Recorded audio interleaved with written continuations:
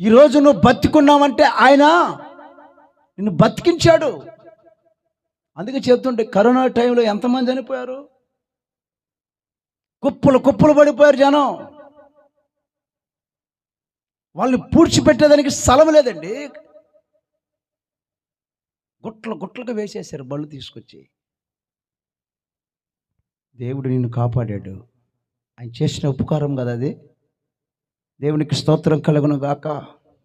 ఆయన చేసిన మేలు కదా అది. దాన్ని బట్టి దేవుని స్తుతిస్తున్నావా? ఈ రోజు నేను బతికున్నానయ్యా, మంచి ఆరోగ్యం ఇచ్చావయ్యా, నన్ను కాపాడేవయ్యా, నా ప్రాణానికి సేద తీరుస్తున్నావయ్యా, అందును బట్టి నీకు స్తుతి నాయనా అని దేవుని స్తుతించావా?